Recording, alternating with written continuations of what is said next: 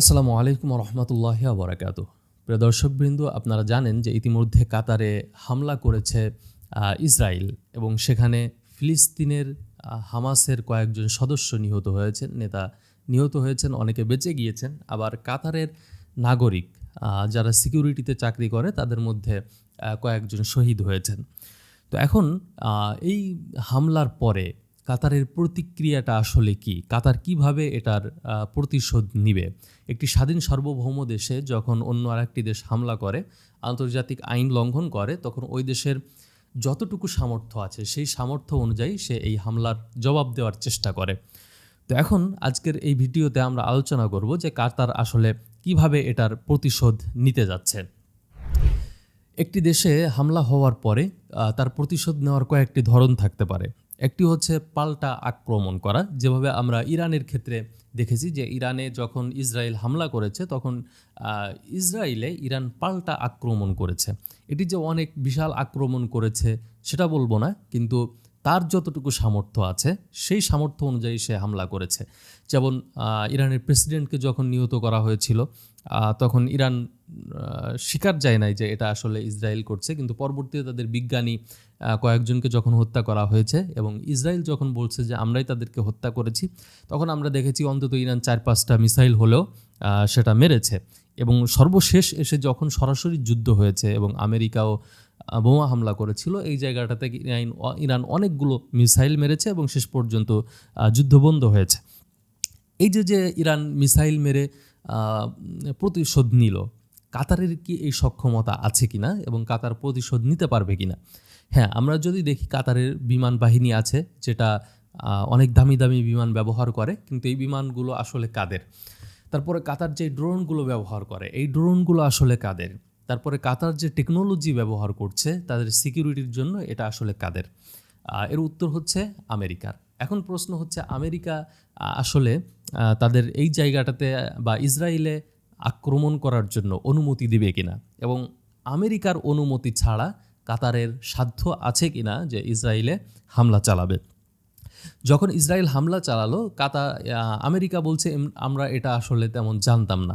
অথচ কাতারের যে সিকিউরিটি সিস্টেম সেটা পুরাটাই কিন্তু আমেরিকার কাছে দেওয়া, এবং আমেরিকার যে সেন্টকম, অর্থাৎ যেখান থেকে পুরা মধ্যপ্রাচ্যে কোথায় কি হচ্ছে এই পুরা বিষয়টা দেখা হয় আমেরিকার সেন্টকম থেকে, সেটা কিন্তু এই কাতারে অবস্থিত। তার মানে আমেরিকার সেন্টকম জানতো যে কাতারে হামলা হতে যাচ্ছে, কিন্তু এটা জানার পরেও কাতার এটা বলে নাই।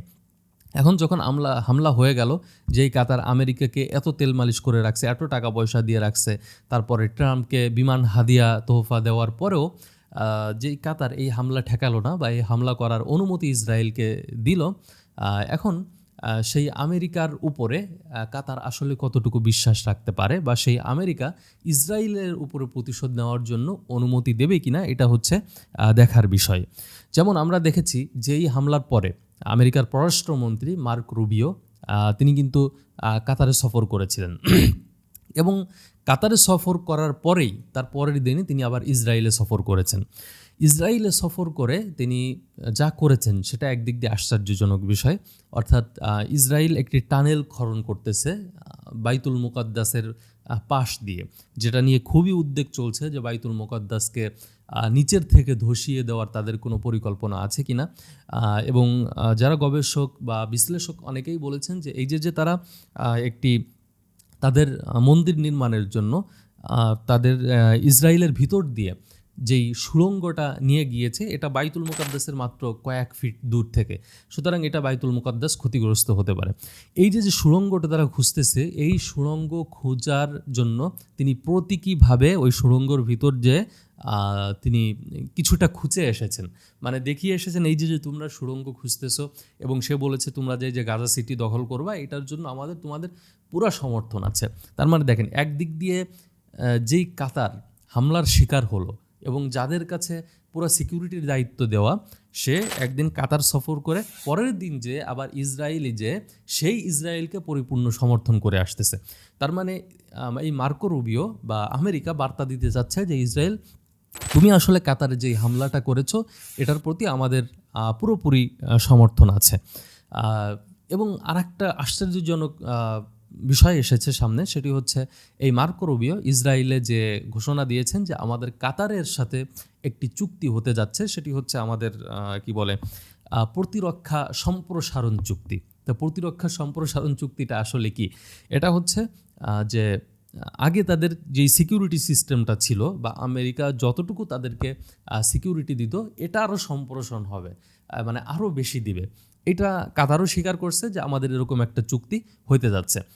তার মানে দেখেন, হামলা করলো ইসরায়েল। তো ইসরায়েল হামলা করা মানে কি? ইসরায়েল হামলা কার ইশারায় করে? এটা তো আমেরিকার ইশারায় করে, আরও আমেরিকার অনুমতি করে। তার মানে ইসরায়েলও যেমন শত্রু, আমেরিকাও কিন্তু একই রকম শত্রু। সেই শত্রুর সাথে আবার কাতার নতুন একটা চুক্তি করতে যাচ্ছে, মানে এই সিকিউরিটিতে যাতে আরও সম্প্রসারণ হয়। তার মানে হচ্ছে যে আমেরিকা এখানে পুরোপুরি ইনভলভ আছে। আমেরিকা এখানে চাইবে না যে ইসরায়েলে পাল্টা প্রতিশোধ নিক, কিংবা কাতারের নিজস্ব কোনো সামর্থ্য নেই যে ইসরায়েলের কাছে প্রতিশোধ নিবে। তবে এমন হতে পারে, যেহেতু কাতারের মান সম্মান বাঁচাইতে হবে, এই মান সম্মান বাঁচানোর জন্য কাতার আমেরিকার সাথে কথা বলতে পারে, দেখো আমার তো একটা মান সম্মান আছে, সুতরাং আমি একটা ছোটোখাটো হামলা করতে চাই, তুমি আমাকে অনুমতি দাও। তো আমেরিকা সেই ক্ষেত্রে অনুমোদন দিতে পারে, কোন জায়গায় হামলা করবে, কোন জায়গায় বোমাটা পড়বে, এই সব আগে থেকে সিলেক্টিভ থাকবে। তো সুতরাং নাটক মঞ্চস্থ করার জন্য একটা হামলা হইতে পারে, এর বেশি কিছু না। আচ্ছা, তারপরে আমরা ধরে নেই যে আসলে পাল্টা হামলা হবে না। দ্বিতীয় আরেকটা অপশন আছে, সেটি হচ্ছে বাণিজ্যিক নিষেধাজ্ঞা, যেটা আমরা বিভিন্ন দেশের ক্ষেত্রে দেখেছি। আমরা দেখেছি যে তুরস্কের সাথে ইসরায়েলের প্রায় $6 বিলিয়ন বাণিজ্য ছিল, কিন্তু তুরস্ক পুরা বাণিজ্যটাই বন্ধ করে দিয়েছে আরও কয়েক বছর আগে থেকে, এবং বাণিজ্যিক নিষেধাজ্ঞা দিয়েছে। তারপরে আরও বলেছে যে ইসরায়েলের যে বিমানগুলো সেগুলো তুরস্কে আসতে পারবে না, তুরস্কের আকাশসীমা ব্যবহার করতে পারবে না। তারপরে ইসরায়েলের পণ্যবাহী যেই জাহাজগুলো আছে, ইসরায়েলের জাহাজ তো আসতেই পারবে না, বরং ইসরায়েলের পণ্য বহন করে অন্য কোনো দেশের জাহাজ, এরকম কোনো জাহাজও যদি তুরস্কের বন্দরে আসে তাহলে তাকে জায়গা দেওয়া হবে না। তার মানে হচ্ছে তুরস্ক টোটালি বাণিজ্যিক নিষেধাজ্ঞা দিয়েছে। এরপরে আমরা দেখেছি যে স্পেনের সম্ভবত প্রায় $1 বিলিয়ন বাণিজ্য ছিল ইসরায়েলের সাথে। স্পেন বাণিজ্যিক নিষেধাজ্ঞা দিয়েছে। স্পেন বলেছে আমরা তোমাদের সাথে আর বাণিজ্য কন্টিনিউ করব না। তো এটা হচ্ছে বাণিজ্যিক নিষেধাজ্ঞা। এখন কাতার এই ধরনের কোনো নিষেধাজ্ঞা দিবে কিনা? আমরা কাতারের বাণিজ্য সেক্টরটা যদি দেখি, তাহলে কাতারের সাথে ইসরায়েলের তেমন কোনো আসলে বাণিজ্য নেই, মাত্র কয়েক হাজার ডলারের আছে, এটা $1 বিলিয়ন না। তো এই যে মাত্র 10,000, 30,000, 20,000 বা $30,000 বাণিজ্য, এটা আসলে নিষেধাজ্ঞা দেওয়ার মতন কিছু নেই। তার মানে কাতার আসলে বাণিজ্য নিষেধাজ্ঞা দিয়ে যে প্রতিশোধ নিবে, এরকম কোনো পরিস্থিতিও কাতারের কাছে নাই। তৃতীয় আর একটা অপশন আছে, সেটি হচ্ছে আন্তর্জাতিক মহলের কাছে এটা উঠানো, যে এটা হচ্ছে আমরা ইসরায়েল একটা সন্ত্রাসী রাষ্ট্র, সুতরাং আন্তর্জাতিকভাবে ইসরায়েলকে সন্ত্রাসী প্রমাণ করতে হবে, কিংবা সে যে আন্তর্জাতিক আইন লঙ্ঘন করেছে, তো সেই আন্তর্জাতিক আইন লঙ্ঘন হিসেবে এটাকে তুলে ধরতে হবে। এবং এটার বিরুদ্ধে আমরা যদি সহজে বলি, এটা হচ্ছে একটা নিন্দা জানানো, অর্থাৎ কাতার ইসরায়েলের বিরুদ্ধে নিন্দা জানাবে এবং এটাকে আন্তর্জাতিক পরিমণ্ডলে নিয়ে যে ইসরায়েলকে একটা সন্ত্রাসী রাষ্ট্র বলবে, বা আন্তর্জাতিক আইন লঙ্ঘনকারী, স্বৈরাচার, এরকম কিছু একটা বলল। এখন কোশ্চেন হচ্ছে যে আসলে ইসরায়েল আন্তর্জাতিকভাবে সন্ত্রাস কিনা, কিংবা তাকে বিভিন্ন দেশ নিষেধাজ্ঞা দিয়ে তার বিরুদ্ধে নিন্দা করতেছে কিনা।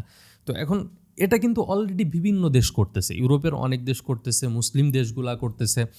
ইসরায়েলের মানে সরাসরি বিরোধিতা না করলেও এই যে উপর থেকে যেই বিরোধিতা করা, এটা কিন্তু অলরেডি বিভিন্ন দেশ করতেছে। সুতরাং এই যে নিন্দা জানানো কিংবা আন্তর্জাতিক আইন লঙ্ঘনকারী হিসেবে জাতিসংঘে তুলে ধরা, বিভিন্ন ওআইসিতে তুলে ধরা, এটা কিন্তু স্বাভাবিক একটা বিষয়। কিন্তু এটা তুলে ধরা যাইতে পারে মানে জনগণের আয়স করার জন্য, কিংবা মানুষের আয়স করার জন্য, যে আমি ইসরায়েলকে একটি সন্ত্রাসী রাষ্ট্র হিসেবে তুলে ধরব। তো আমার কাছে মনে হয় এইটাই হচ্ছে সবচাইতে বেশি হওয়ার চান্স আছে ইসরায়েলের বিরুদ্ধে নিন্দা জানানোর জন্য।